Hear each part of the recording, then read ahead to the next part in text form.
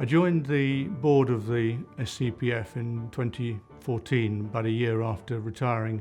I'd done about 32 years with Shell, 6 years as the group controller, and then the last 5 I was the finance director in the downstream business. As well as doing the SCPF work, I also chair another small charity pension fund. I do some finance work for a couple of charities, and I'm a volunteer advisor on pensions. And with this spread of activity, I see a lot of pension issues, large and small, which I find helpful for the Shell pension work.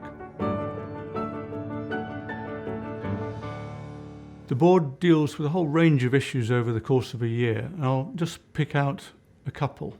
But to put it in context, let me start with the aim of the board, which is beautifully simple.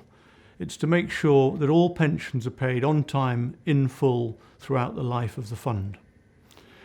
The 2 issues I'll mention are the triennial valuation and the sponsor covenant.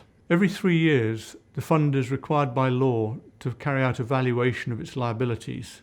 In other words, the pensions we're going to pay in future.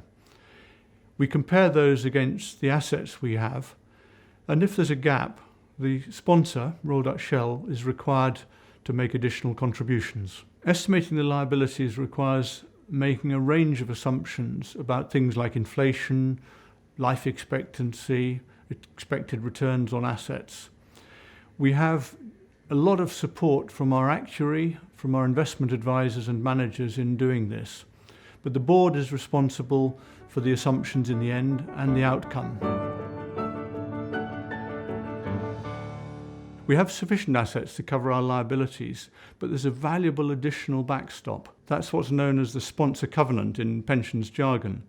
And this is the obligation of the sponsor, in this case Royal Dutch Shell, to make up any deficit if in fact our funds aren't sufficient to cover all the pension payments. One of the roles of the trustees is to keep an eye on the sponsor covenant, and this means keeping an eye on the financial strength of Royal Dutch Shell, both now and into the future. So we look at the industry, we look at Shell's strategy, we look at how it's doing, and form a view as to how strong that covenant is. We meet once a year with the UK country chair to discuss this, and we also have access to the enormous range of material produced about Shell and about the wider industry, both by Shell and by external commentators.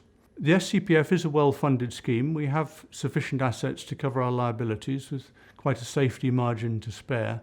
We'll be doing an update on the current valuation exercise in the next edition of The Source, our annual newsletter.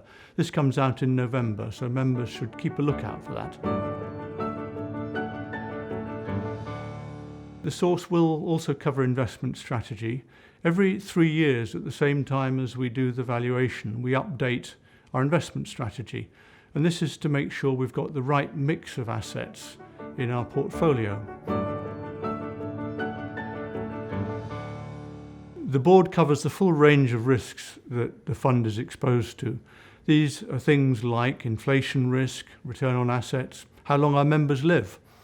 There also are risks like operational risks. For example, we might have problems with our IT. So we take care we've got all of those covered. I'll say a little bit about climate change risk in a moment, but I'd also like to mention one risk that affects members rather than the fund itself, and that's pension scams, which have been much in the news. If you're already taking your pension or you've no intention of transferring to anyone else, then this doesn't affect you at all. You're not at risk.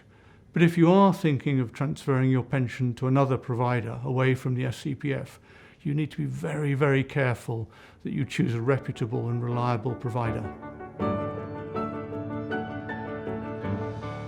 There's increasing interest in how climate change will affect major asset holders such as pension funds. It's also generally reckoned that the financial impacts of climate change will be material, but quite what form they take and over what timescale is still very uncertain. How society responds to climate change affects the funds in 2 main areas. First, the strength of Royal Dutch Shell as our sponsor, and second, our investment strategy. We're monitoring how all this affects the oil industry in general, and Shell in particular. We're actually more interested in the longer term, say over 10, 20 plus years, than in the very short term, because the current covenant is so strong.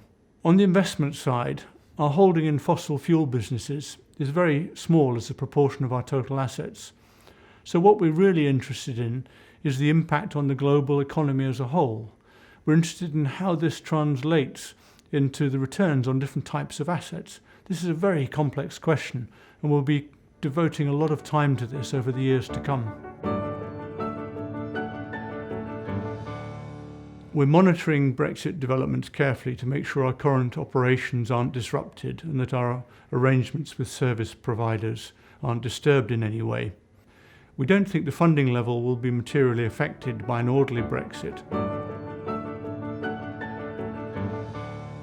There's been a lot of worrying news about pension funds recently. This mainly concerns poorly funded schemes with weak sponsors. The SCPF is in a very different place. There will be challenges, of course, but we're well positioned to deal with them. We have excellent advisors, we have a well-informed and well-experienced board, we're well funded, and we have a strong sponsor in Royal Dutch Shell.